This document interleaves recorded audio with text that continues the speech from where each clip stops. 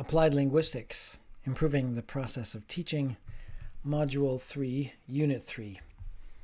So this is a picture of my class a long time ago.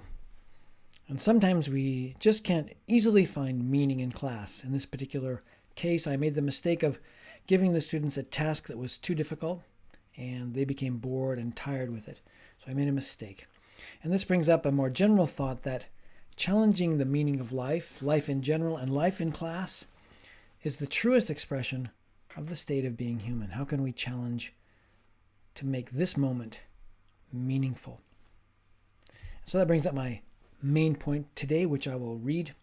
To challenge meaning, we need to learn from mistakes. To promote meaningful language learning, we can push interaction with real and meaningful messages. We can create situations that cause meaningful communication, and we can learn by mistakes and feedback to improve meaningful communication. My name is Professor Joseph Polshock, and this is Elemental Linguistics. What about interaction? Interaction in life and interaction in language classes. Well, we interact naturally in communication, daily communication. We interact naturally. We ask questions naturally about meaning. And what do you mean? I don't understand. What do you mean? That kind of natural interaction. And we do that in conversation, communication, and in content classes like your sociology class or your psychology class. We just focus on the meaning and we interact naturally and meaningful. But in language classes, we also tend to interact structurally. We talk about the grammar. We focus on the language and we interact about the grammar. We say, is this correct? That's not the right way to say this? So there's two kinds of interaction here. Natural, which happens in communication, and then structural, which happens when we're giving feedback about grammar. So in this talk, I want to talk about messages and mistakes. Remember Krashen's theory? We acquire languages by understanding messages. Well, we can broaden that thought in a phrase, a sentence that sort of summarizes the idea of communicative language teaching itself. We acquire language by communicating meaningful messages with input and output. But as teachers, when we do this, how do we deal with mistakes? So I'm going to give you a framework, which I call Mr. E-Cure. It's just an easy way to remember these principles, and here they are. Metalinguistic feedback, recast, explicit correction, clarification, uptake, repetition, and elicitation. Mr. E-Cure, if you want to remember them. So the first one is metalinguistic feedback, right? So as students make mistakes, the teacher comments, but you don't give the answer. The student says, "We watched movie yesterday." And the teacher says, "How do we end verbs in the past? Can you find the mistake?" So I'm giving metalinguistic feedback, but not the answer.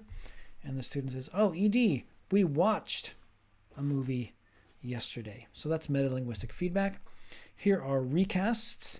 So you repeat what the student says, but this time you do it without the error. So the student says, "Why you don't like Sorry, my funny accent here, but why you don't like snakes?" And the teacher says, "Why don't you like snakes?" So just repeats what the student says, but does it correctly. And this might be one of your best choices for correcting mistakes in a language class. Then we have explicit correction. The teacher just corrects the mistake. "He runs fastly," the student says. And the teacher says, "Fastly is wrong. He runs fast." Just boom, clear correction. Then we have clarification requests. So the teacher can't understand or hears a mistake and pretends that he or she can't understand. So the student says, "I saw Titanic 10. And the teacher says, "Pardon, what?" And the student says, "I saw Titanic 10. 10 what?" The teacher says, and the student says, "Oh, 10 times.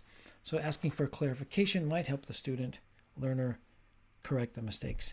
We also have this factor of uptake. The student notices the mistake with the feedback, and the uptake means the learner actually cleans up, right? Cleans up the mistake after feedback. So I have the image of the vacuuming, cleaning up the mistake, uptaking it. Then we have another best choice, repetition. The teacher repeats the learner's mistake. The student says, "I was in television." And the teacher says, "In television?" So repeating the mistake.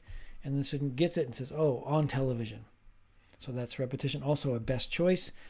Elicitation, right? The teacher gets the student to fix the grammar with hints. The student says, again, the same mistake. I was in television. And the teacher says, in television? And I saw this a long time ago when I was a student. That one teacher did it this way. You were television? You were television? And so the student has to guess what the blank is, if it were. So that's elicitation. So in short, in sum, learners make mistakes. They make them, and that's just a part of language learning, and it can't be helped. Also, correction doesn't always help them learn. So that's important to remember. Correction might be, a waste of time. So we need to therefore correct carefully, right? Knowing when and when not to do it, and economically not too long and not too much, especially in grammar-focused lessons. So if the lesson is focusing on grammar, then you can correct carefully and economically. If we're doing communication in class and students are practicing free communication, you either correct less or don't correct, or you can correct the mistakes after the communication is finished and not point out particular students, but just show the mistakes on the board and help the students see what mistakes were made by the class. I think one of the most important things also is that we want to correct as we protect learner confidence. We don't want to destroy or hurt the confidence of a language learner. So we need to correct carefully, with love, if you will. So that is all I have for today. Thank you for listening.